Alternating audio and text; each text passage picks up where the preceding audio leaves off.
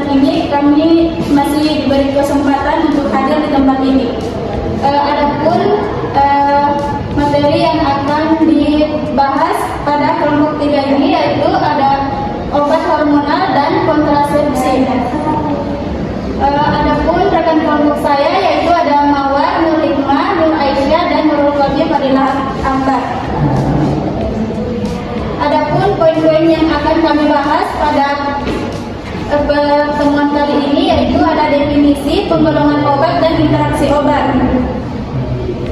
Selanjutnya ada definisi hormonal dan kontrasepsi.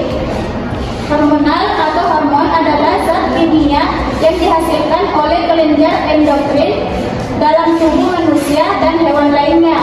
Hormon berperan penting dalam mengatur berbagai proses fisiologis dalam tubuh, termasuk pertumbuhan, perkembangan, reproduksi, metabolisme, dan respons terhadap lingkungan.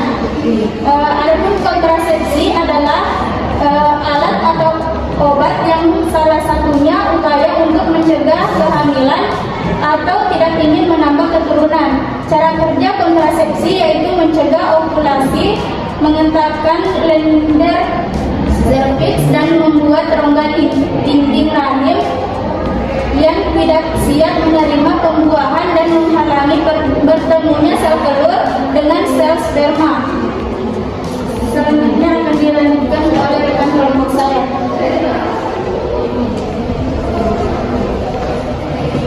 Berikutnya itu ada penggolongan obat hormonal dan kontrasepsi.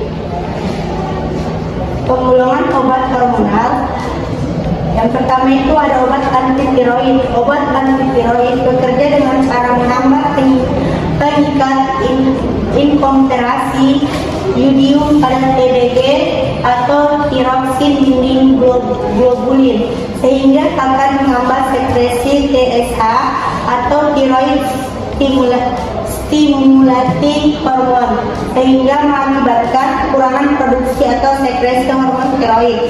Adapun obat-obat termasuk obat antitiroid adalah propilaurosil, metimazol,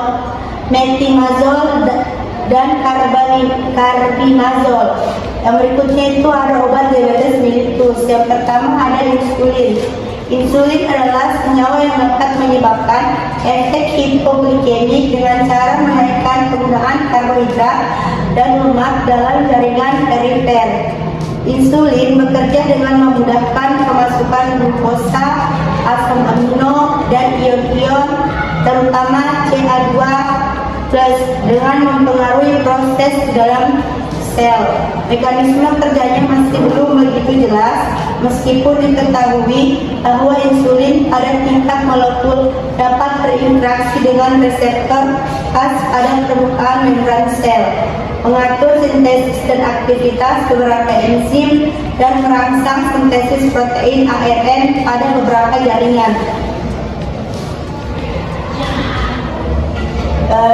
Penggolongan obat hormonal berikutnya itu ada obat hipoglikemik oral atau OHO. OHO adalah obat penurun kadar glukosa pada darah, bukan hormon insulin yang diberikan secara oral. Jenis OHO terbagi dalam 3 kelompok. Yang pertama ada obat yang meningkatkan produksi insulin. Obatnya yaitu sulfonylurea, pregabalin, dan nateglinid yang bekerja pada sel beta pankreas. Obat yang kedua itu obat yang memperbaiki kerja insulin. Contohnya itu biguanid, golongan biguanid, contoh obatnya metformin. Berikutnya ada diazolinidion, obatnya itu glitazon yang memperbaiki kadar glukosa darah, juga menurunkan kadar trigliserida dan asam lemak bebas. Obat berikutnya ada penghambat enzim alfa glukosidase. Contoh obatnya itu ada karbose yang menghambat penyerapan karbohidrat dengan menghambat enzim disakarida di usus, menurunkan kadar glukosa darah setelah makan. Efek samping obatnya yaitu kembung, buang angin, dan diare. Efektif dikonsumsi bersamaan dengan makanan. Yang berikut penggolongan obat hormonal yang berikutnya itu ada obat hormonal estrogen dan progesteron. Yang pertama ada estrogen. Mekanisme kerja estrogen, hormon steroid berdifusi melalui membran sel dan terkait dengan afinitas tinggi pada reseptor protein sitoplasma spesifik. Afinitas terhadap reseptor bervariasi dengan estrogen spesifik aktivitas kompleks steroid reseptor memasuki nukleus dan berinteraksi dengan kromatin inti untuk memulai sintesis RNA hormon spesifik yang memerankanai sejumlah fungsi fisiologi. Contoh preparat estrogen yaitu destilbestrol, estradiol, etinil estradiol. Yang kedua ada progesteron. Mekanisme kerja progesteron sebagai kontrasepsi, menghambat pergerakan sperma dengan meningkatkan kekentalan mukus pada serviks, menghambat aktivitas enzim penghidrolisa sperma sehingga ovalasi terhambat dan pembuahan tidak tercapai. Contoh preparat progesteron: didrigosteron, mestranol, norethindrol, dan etinodiol. Materi berikutnya akan dibawakan oleh teman kelompok saya. Selanjutnya bagian D, obat hormonal kortikosteroid. Hormon kortikosteroid merupakan hormon steroid yang disintesis dari kolesterol dan diproduksi oleh kelenjar adrenalis bagian korteks. Obat-obat golongan kortikosteroid banyak digunakan dalam penatalaksanaan persalinan yang prematur. Untuk bayi-bayi prematur yang lahir dalam waktu 7 hari setelah pemberian obat propolitik, preparat kortikosteroid dapat mengurangi insiden sindrom gawat nafas neonatus. Perdarahan intraventrikuler dan kematian neonatus baik dexamethasone maupun betamethasone diresepkan untuk keperluan tersebut. Selanjutnya penggolongan obat kontrasepsi. Yang pertama kontrasepsi pil. Pil KB, kombinasi terdiri atas campuran hormon progestin dan estrogen. Hormon yang ada di dalam lantas akan mencegah pelepasan sel telur dari ovarium atau dinding telur. Yang kedua, progestin adalah hormon progesteron sintesis atau buatan yang fungsinya mirip dengan hormon progesteron alami. Pil KB yang juga disebut dengan mini pil ini akan mencegah kehamilan dengan cara mengentalkan kelenjar serviks sehingga sperma tidak bisa bertemu dengan sel telur. Contoh obat: levonorgestrel, etinil estradiol, drospirenol, dan minestrone. Yang kedua, kontrasepsi suntikan. Kontrasepsi suntikan adalah alat kontrasepsi yang disuntikkan ke dalam tubuh dalam jangka waktu tertentu, kemudian masuk ke dalam pembuluh darah, diserap sedikit demi sedikit oleh tubuh yang berguna untuk mencegah timbulnya kehamilan. Contoh obat itu metroxyprogesterone asetat 50 mg per ml plus estradiol cipionat. Yang kedua, metroxyprogesterone asetat 150 mg. Yang ketiga, kontrasepsi implan. Kontrasepsi implan merupakan kontrasepsi berupa susuk karet silikon yang mengandung hormon progesteron yang jangka waktu pemakaiannya 5-3 tahun. Contoh obat: levonorgestrel 75 mg dan etonogestrel 68 mg. Selanjutnya interaksi obat. Interaksi obat hormonal. Jenis obat hormonal yang pertama itu propitiouracil dan betamethasone. Mekanisme interaksinya itu propitiouracil dapat meningkatkan laju penghapusan glukokortikoid. Jenis interaksinya itu farmakokinetik. Tingkat keamanan klinis keempat, rekomendasi gunakan kombinasi dengan hati-hati. Kedua, membantu pasien secara klinis. Yang ketiga, sesuaikan dosis obat. Jenis obat hormonal yang kedua itu carbimazole dan erythromycin. Mekanisme interaksinya itu carbimazole menghambat metabolisme 3A4 dimediasi eritromisin sehingga efek samping. Jenis interaksi itu farmakokinetik, tingkat keamanan klinisnya itu 5. Rekomendasi, gunakan kombinasi dengan hati-hati. Selanjutnya apa yang dilakukan oleh teman saya?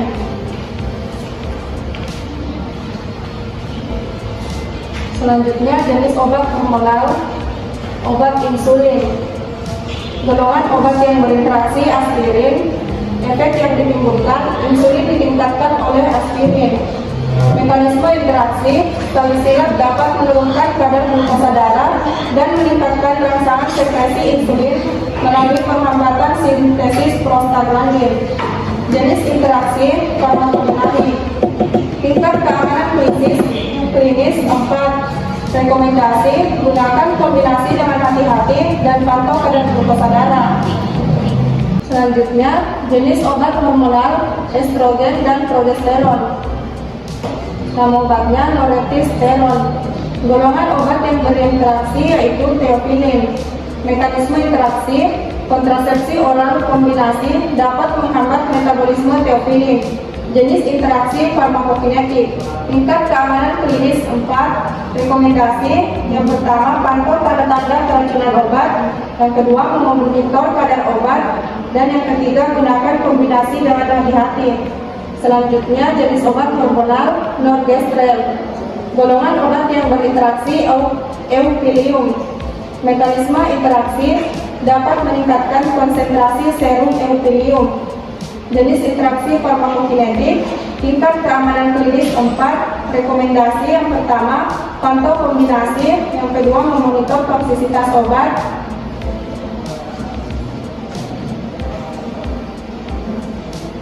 Selanjutnya jenis obat hormonal kortikosteroid. Contoh obat metilprednisolon. Golongan obat yang berinteraksi aminofilin. Efek yang ditimbulkan, metilprednisolon menyebabkan toksisitas aditif dengan aminofilin. Mekanisme interaksi, penggunaan bersamaan dapat menyebabkan kehilangan kalium aditif mengakibatkan hipokalemia. Jenis interaksi farmakodinamik. Tingkat keamanan klinis 3. Rekomendasi, yang pertama gunakan kombinasi dengan hati-hati, dan yang kedua memantau kalium serum. Jenis obat hormonal selanjutnya betamethasone. Golongan obat yang berinteraksi acarbose. Efek yang ditimbulkan, betamethasone mengurangi efek acarbose. Mekanisme interaksi, meningkatkan gluconeogenesis, menurunkan penyerapan glukosa yang mengarah pada peningkatan konsentrasi. Jenis interaksi farmakokinetik. Tingkat keamanan klinis 4. Rekomendasi, memantau kadar glukosa darah dan perlu dilakukan penyesuaian dosis. Selanjutnya akan dilanjutkan oleh rekan kelompok saya. Selanjutnya itu interaksi obat kontrasepsi. Yang pertama itu obat levonorgestrel sama asam valproat. Signifikasinya itu moderat. Jenis interaksinya itu interaksi farmakokinetik. Mekanisme interaksinya yaitu menggunakan levonorgestrel bersama dengan asam valproat dapat menyebabkan hilangnya kontrol kejang atau gejala seperti tremor, koordinasi otot yang buruk, peningkatan kejang, dan perubahan perilaku. Estrogen atau progestin dapat menurunkan konsentrasi serum dan efek farmakologis asam valproik. Mekanismenya adalah induksi glucuronidasi hati oleh hormon seks. Monitoring dan evaluasinya itu respon farmakologis dan kadar valproik serum harus dipantau lebih dekat setiap kali obat yang mengandung estrogen dan atau progestin ditambahkan atau dihentikan dari terapi, dan dosis asam valproat disesuaikan seperlunya. Kemudian yaitu obat medroxyprogesterone dan topamax. Signifikasinya itu mayor. Jenis interaksinya itu interaksi farmakokinetik.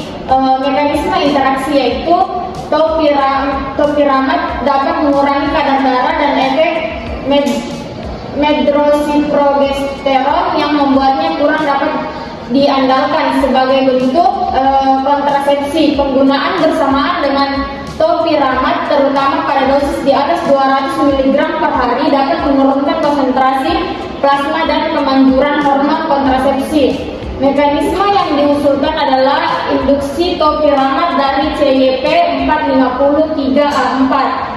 Isoenzim yang terutama bertanggung jawab untuk pembersihan metabolik hormon steroid. Kemudian monitoring dan evaluasinya, yaitu potensi penurunan efikasi kontrasepsi dan peningkatan perdarahan terobosan harus dipertimbangkan pada pasien yang menggunakan kontrasepsi hormonal, termasuk bentuk oral, injeksi, transdermal, dan implan. Selama pengobatan dengan topiramate, terutama pada dosis di atas 200 mg per hari, pasien harus disarankan untuk melaporkan setiap perubahan dalam pola perdarahan mereka. Meskipun kemanjuran kontrasepsi dapat menurunkan bahkan tanpa adanya pendarahan terobosan karena penggunaan topiramate dapat membahayakan janin. Sangat penting bagi pasien untuk tidak hamil selama pengobatan. Konseling harus diberikan mengenai penggunaan metode pencegahan kehamilan alternatif atau non-hormonal atau tambahan selama dan setidaknya 28 hari setelah penghentian topiramate.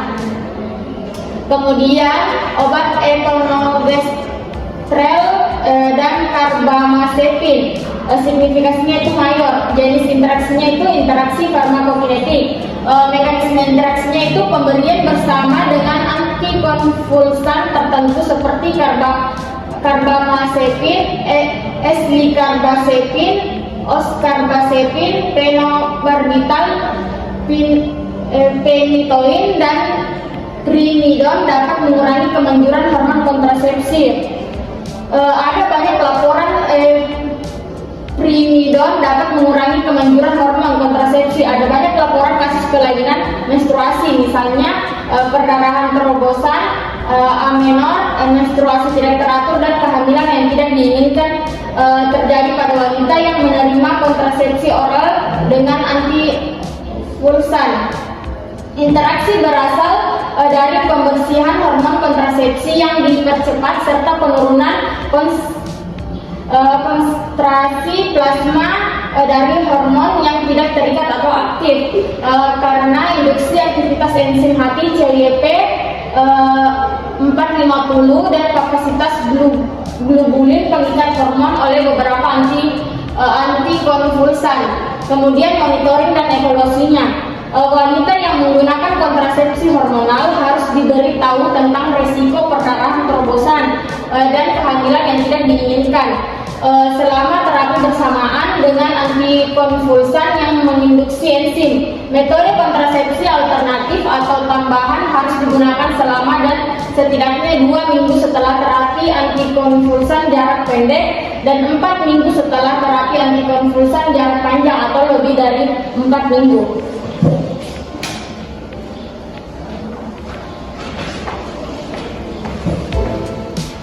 Sekian pemaparan materi dari kelompok kami. Lebih dan kurangnya mohon dimaafkan. Wassalamualaikum warahmatullahi wabarakatuh.